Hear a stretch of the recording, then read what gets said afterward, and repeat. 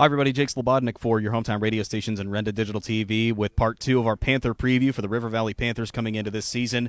And our Panther preview is brought to you by IRMC at Chestnut Ridge, voted Best Urgent Care and Walk-In Clinic in the Best of Indiana County contest, and by Luther Ford Lincoln, Route 119, Homer City, Indiana County's Ford experts. Go with a winner. Go with Luther Ford. And towering over me to my right are 3 of the River Valley Panthers, some of the big names you'll see this season.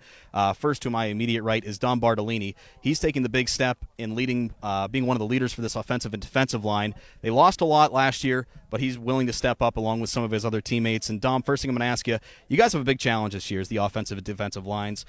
So talk to me about the leadership you guys had last year. You had great leaders with Cole Kennedy-Citrone and Brad Miller, just to name a couple. How did they sort of prepare you to take over this role this year? Well, they really pushed us hard to keep us moving and keep our drive. To keep our expectations high and everything. And for this year coming up, they just really taught us how to be a really good leader. Talk to me about some of the guys that we'll most likely see with you in the trenches this season. Who are they? I know Coach kind of mentioned Tash Hawkins and a couple other guys, but who are they and what do they bring to the table? We got some new guys coming up like Michael Wayno. He is going to be a sophomore, I believe, and he's definitely a strong unit that will definitely help us out. And Tash Hawkins, like he said, he was already here last year, but he's really going to help us. Next question I have for you is, as a team, after finishing 1-9 last year, do you guys feel that you're over the proverbial hump and can get back to playing football like everybody knows you can? Because we all know River Valley can be a powerhouse. And if so, what's the first step in doing so? Just get in the weight room, prepare, and we already started, like Coach Hauser said. We've been doing this for a while now, and yeah, that's just prepare, really, get in the weight room. As a leader, you obviously have to set some personal goals for yourself this season. Talk to me about some of those goals you've set for yourself. Really just to push everyone and try and do the best of my ability as I can for the team and just get everyone ready.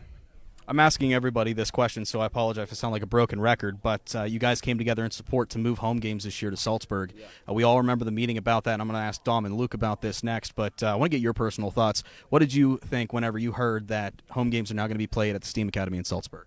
I was actually really excited because that was my hometown field, and now it's my senior year, and I get to play there. And I think it should be okay for all the Blairsville people because it's a safer place too. And yeah, that's really it. I'm excited. Very much a big excitement here from Dom Bartolini, and we'll see him in the trenches this year with some of his men, protecting Luke Woodring and allowing some open time for him to hit Dom Spiel as he's streaking down the field. Dom, thanks so much. Yep. Now let's talk to Dom Spiel. If you want to head to the tail end of the line, we'll bring Dom up. I remember basketball season happening, and one of the big things was Dom Spiel's speed, and same with Luke Woodring. And here we are in football season. Now it's a time for them to showcase it again. And you're the leader of the receiving corps, at least one of the leaders. And one of the things that I noticed was a lot of younger guys got reps last year in the receiving corps, one being Caden Brazilovic. He saw gradual time increases in time throughout the season. How important was it to get those reps for him and the younger guys, and how will it shape them this year? I think it helped out a lot because you can obviously see it like in practice and in reps now. It's definitely shown that they've made improvements, and I think they're all ready to go. Coach Hauser and Dom Bartolini, I apologize, tongue twister there, but he mentioned you guys have been sort of putting in the work since February. Coach said you guys have been in the weight room on the field, doing 2-a-days here and there. Just sort of talk about the off-season training you guys have been going through.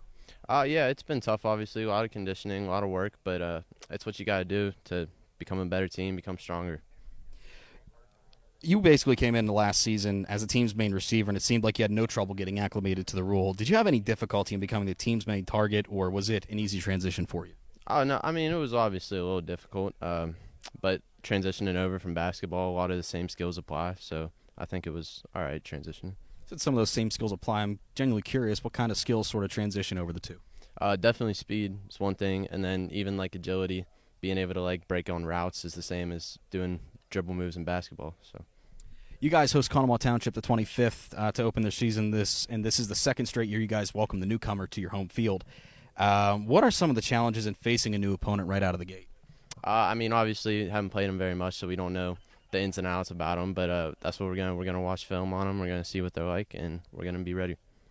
So again, with Dom, and I'm gonna get to Luke here in a second. Decision to move games to Salzburg, a big issue. What was your initial reaction to that?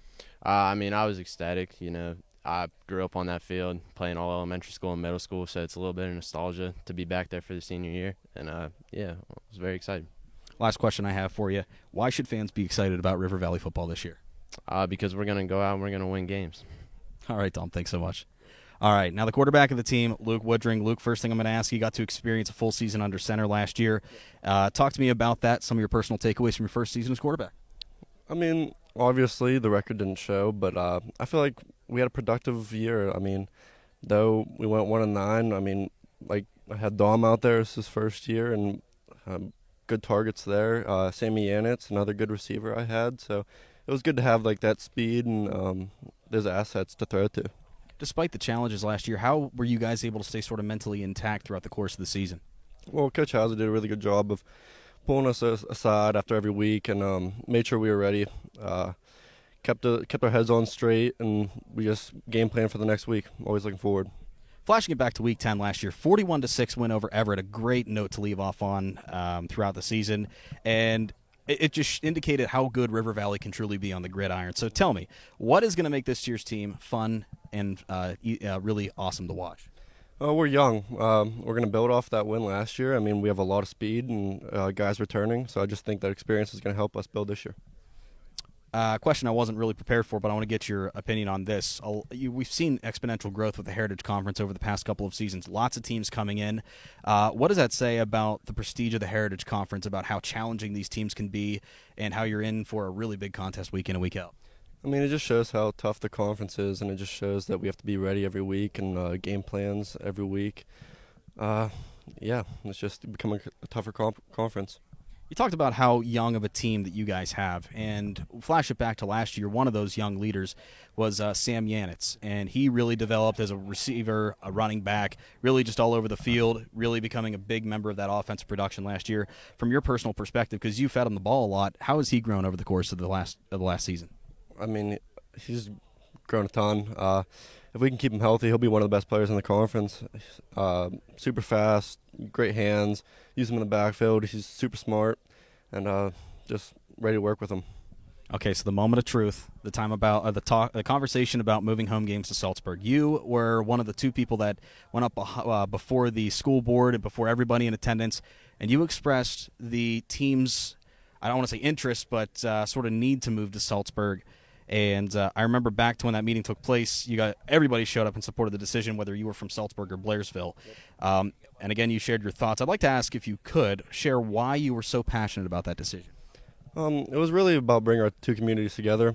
I feel like there's always been that rivalry, but those people showing up to that conference just showed how much everybody cares about the safety of our kids and coming together. And I think that's really going to help us this season, bring energy to the stands, and it'll go from there.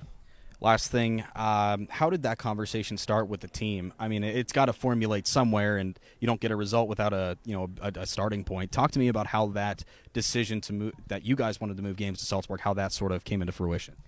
Well, we made sure everybody was fine with it, like the Blairsville kids, Salzburg kids. We talked to each other and made sure we were all on the same page, and we were all excited, especially Salzburg kids, to return back home for our senior year. And I think, they just gelled us together. Luke, thanks so much. Doms, thanks so much. And you can see them on the field this year. You can even hear them, as well as we'll have coverage of the River Valley Panthers all season long on Cat Country 106.3 and catcountry1063fm.com. Myself, Chuck Clark, will have the call. And we want to thank them for donating some of their time today to sort of give you a look into what to expect from the River Valley Panthers this season. For Dom Spiel, Dom Bartolini, and Luke Woodring, my name is Jake Slebodnick. Guys, our Panther preview brought to you by IRMC Chestnut Ridge for the best urgent care and walk-in clinic in the Best of Indiana County contest, and by Luther Ford, Lincoln, Route 119 in Homer City, Indiana County's Ford experts. Go with the winner. Go with Luther Ford. With the Panthers, I'm Jake Slebodnick for Renda Digital TV.